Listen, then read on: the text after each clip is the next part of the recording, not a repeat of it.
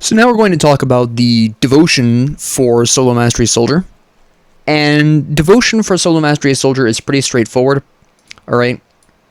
Very right off the top, I don't particularly care what's going on. The first three things I always get, regardless of whether I'm going shield or two-handed weapon, is very specifically in order: Assassin's Blade, Hammer, and Stag. Now the Assassin's Blade, at obviously level 20, is going to give you 32% reduction of enemies' physical resistance, which is hugely important.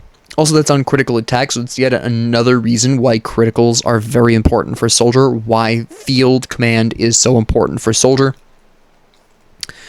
We really like that, we really want those crits, and those crits are going to give us the amazing Assassin's Mark here, which will give us that enemy reduced physical resistance. Now remember, at Ultimate, the enemy bosses across the board are all getting just an increase of 15% physical resistance on top of what they would normally have.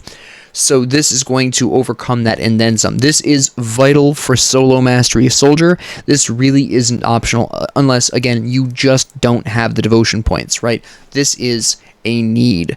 And as for the Hammer, this is for 3 points. We get 4 purple. We get physical damage and armor, we get increased duration on our internal trauma, and we get increased armor and some additional physical and internal trauma damage. Now, my two favorite ultimate constellations for Soldier are Ezraka and Olorin. For Ezraka, she gets physical and pierce damage, health and armor, health and defensive ability, right? We get some attack speed, we get some damage here, and we have this, which is hugely useful: Shifting Sands, reduced enemy offensive ability, impaired aim, 25% chance of actually enemies missing their attacks, with a only 30% weapon damage scaling. Even shield builds can really get a lot out of Shifting Sands here, alright, which is absolutely incredible. For Olorin, we get, of course, stats, which, by the way, 30 cunning increases our crit chance. We have increased physical, internal trauma, and bleed. We've got some additional offensive ability, which again increases our crit chance. We have defense. We have increased internal trauma damage. We have additional pierce resistance, a bit more offensive ability. We get physical and bleed damage. And we have, of course, the Blind Fury, which triggers on critical attack, slows enemy attack, scales a decent bit off of weapon damage, but it's still only 75%. It's just a lot of additional internal trauma and bleed damage, and some just regular old plain flat physical damage increase, which again, even on shield soldiers, is really useful. So these are the two constellations I really like. I don't normally go for the Unknown Soldier, which is kind of ironic.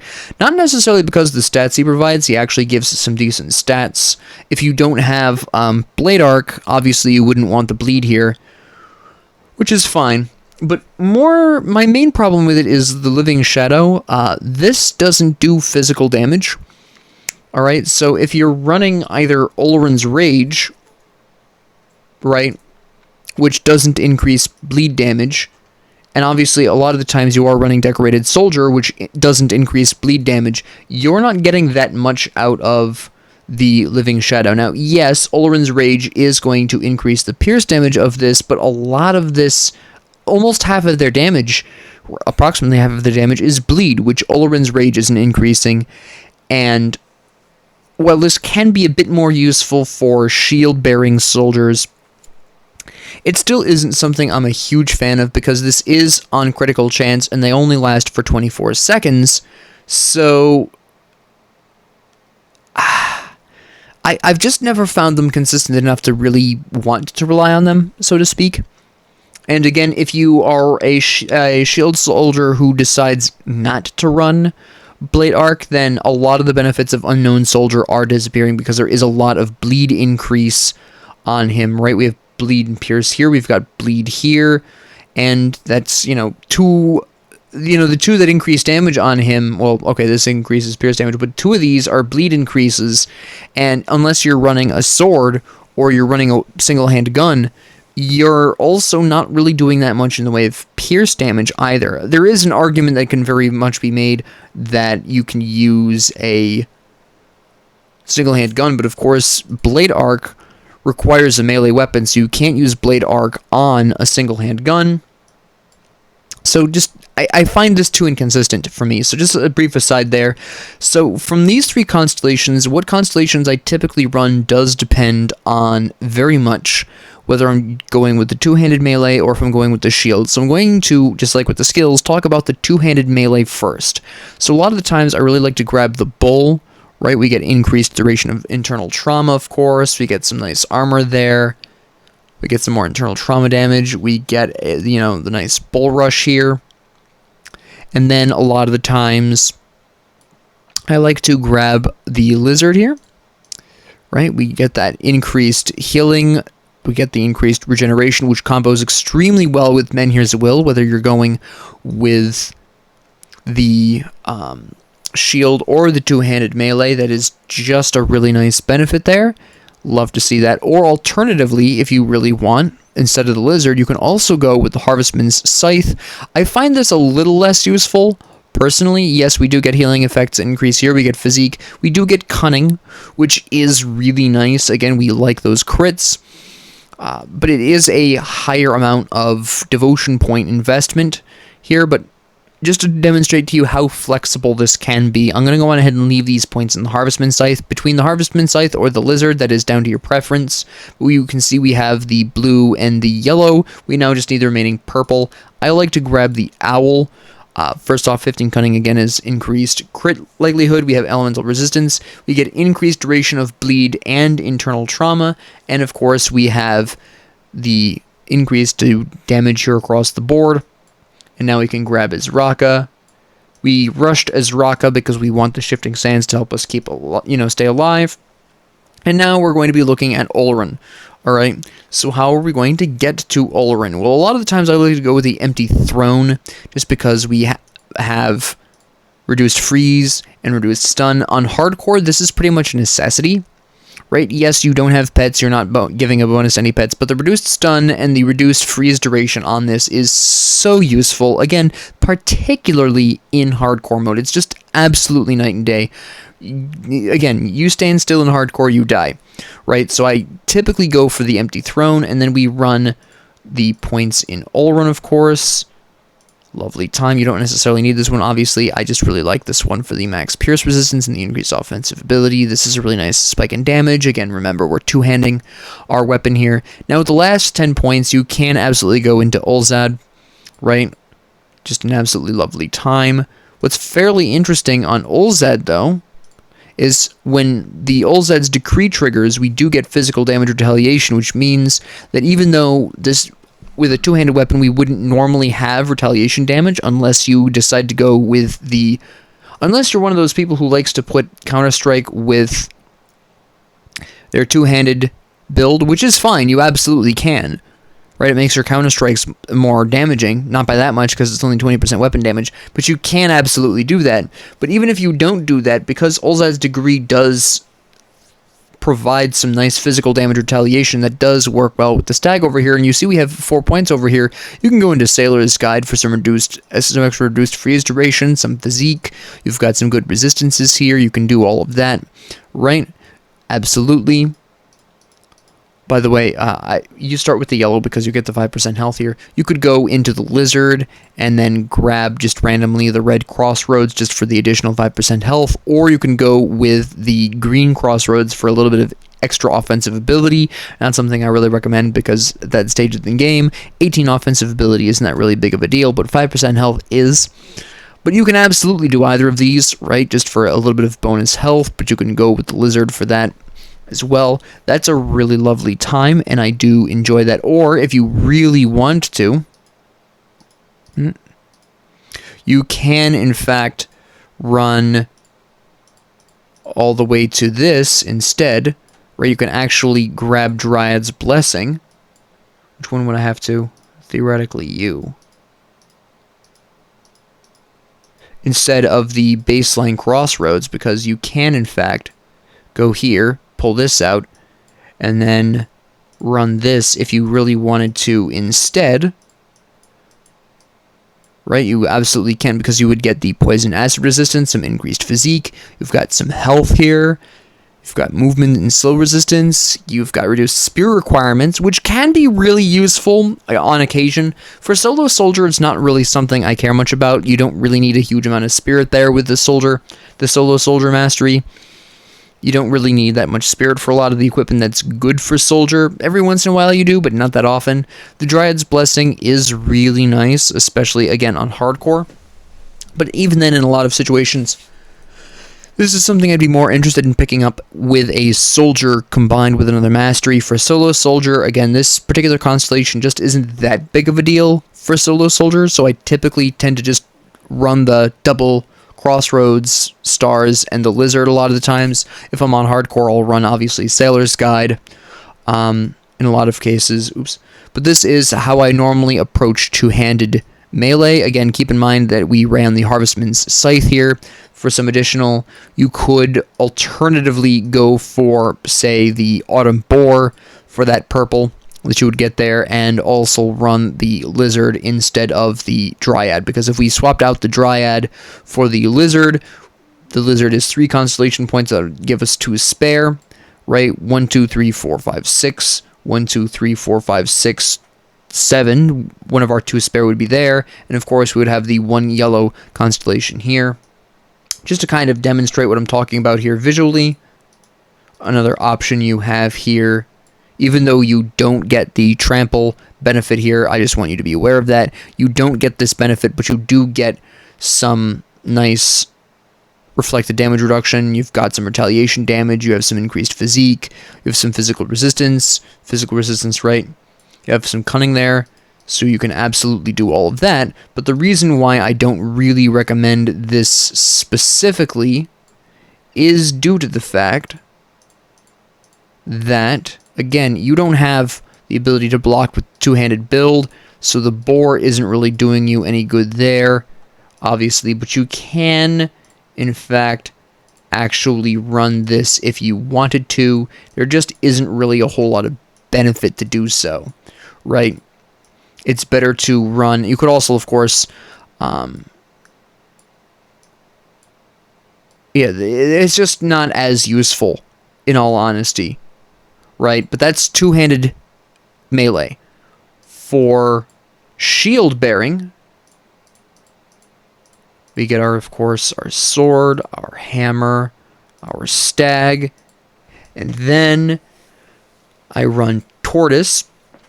Right, because we're getting all of these lovely things, all these defensive stats, and then we get this amazing... This is huge, especially in hardcore. If you're running a shield, and you're, trying to stay alive, and you're in hardcore, or you're running a particularly challenging mod, Turtle Shell will save your life so many times. It's just incredibly potent. I love this thing so much. Of course, we would grab, since we're going with shields, we would grab... There we go. Lizard. You could, of course, again, also grab Harvestman's Scythe. Actually, let's go on ahead and run that now, just because it's the more points, right? Just have a magical time with Harvestman's Scythe. And then if I have the shield, I'm running Anvil instead of the Owl. We get armor absorption. We get all of these benefits. We get this chance to block, which... These hammers, by the way... A lot of people don't talk about this too much. 50% chance to stun a target every time they're hit by a hammer, and you get a hammer every time you block. I mean, look at this. You activate Overguard, your shield is going to block more often because 35% reduction in shield recovery time. Shield training, 12% increased shield block chance, 12% less shield recovery time. Just absolutely amazing. You can get so many hammers running with just a little bit of luck on the anvil. It's absolutely startling. Grab his Raka, obviously. Boom, boom, there we go. Lovely. Or you could also, additionally, by the way, you could go with the Obelisk of Men here as well if you wanted, which in hardcore can be really nice, but quite honestly, you can see here 15% chance on block, 400 damage absorption. Turtle Shell is better in a lot of cases, but you absolutely can do this. Let's actually go on ahead and talk about that, because if you're running a shield, we already know how to get to Olorun, right? I've already talked about all of these. Obviously, we're at 15 purple, right? We already have the 7 yellow. We already have his Raka, so literally all you would have to do is get Owl, and you can run Olorun, right? If you wanted to. Again, there's it's not that bad because it is only 75% weapon damage. Blind Fury is a really nice boost here, but again, because we don't have Oleron's Rage with the shield build, we don't have the percentage increase in offensive ability that Oleron's Rage provides us. Remember, that turns out to be quite the impressive amount of offensive ability increase. Let's just go ahead and show you that one more time, just so you can refresh your memory. We have a really nice 14% offensive ability increase here, which, again, makes proccing Blind Fury more likely, which we want to see. But let's talk about the Obelisk of Men here just for a bit of a difference here, right? So, we still need some yellow and we still need some blue. Look at this. That's where it's. I can never remember where this starts. We have Shield Maiden, increased defense, increased block, increased trauma damage and retaliation damage, which is great with Counter-Strike. Shield block chance, right? Which again combos really well with the Targo's. No. With Targo's hammers, right? Shield block chance. We love to see it. We have additional retaliation. We get additional damage blocked. We get reduced stun duration, which is huge. And we have shield recovery time and additional damage blocked. And now we just need 3 more blue. Oh, look. A lizard. Going ahead and bust this out.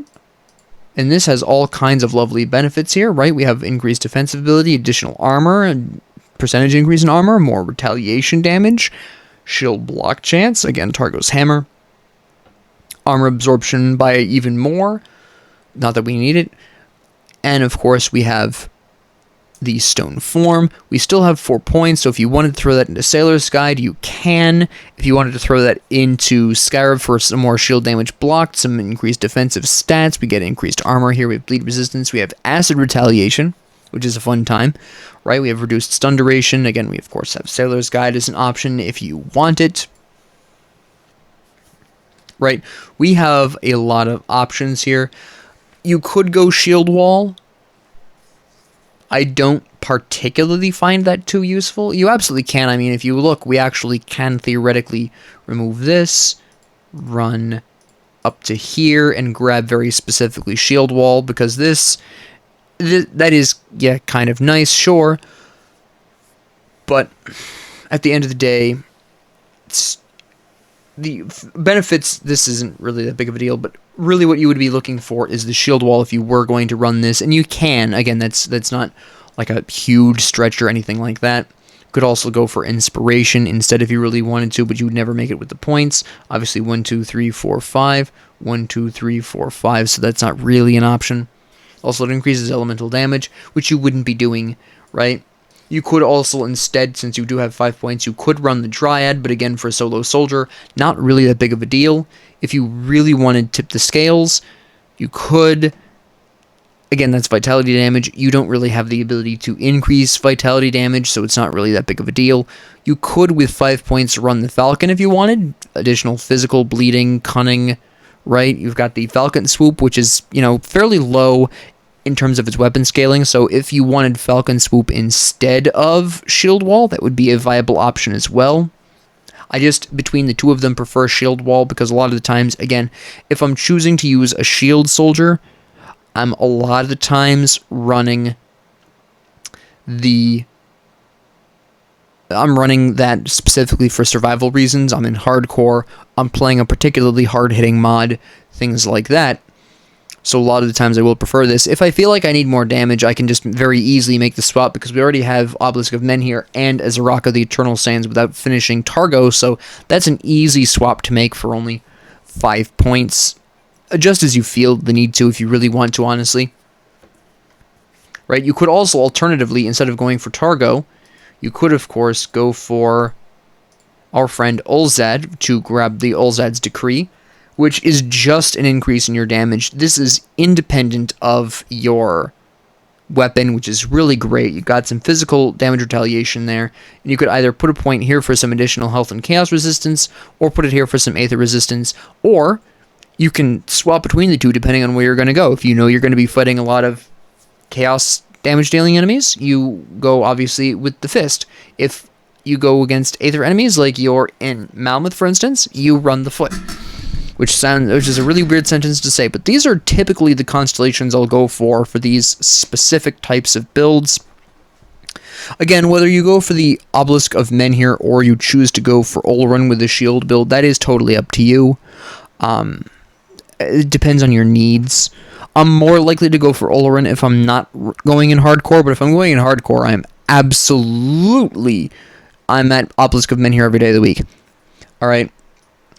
But that is how I approach both the skills and the devotions of Soldier. Again, primarily when I play Soldier, just as a kind of final capstone, a majority of the time, I am either running shield with a single-handed melee weapon, or I'm running a two-handed melee weapon. It really depends on if I'm playing the base game, if I'm playing hardcore, if I'm playing a mod, right? So, with that being said, thank you all very much for joining me. If you liked this, please like and subscribe. If you didn't, please ignore me. And if you have any comments, questions, concerns, ideas, suggestions, or requests, please leave them down in the comment section below. And thank you all very much for joining me, and have a great 24 hours.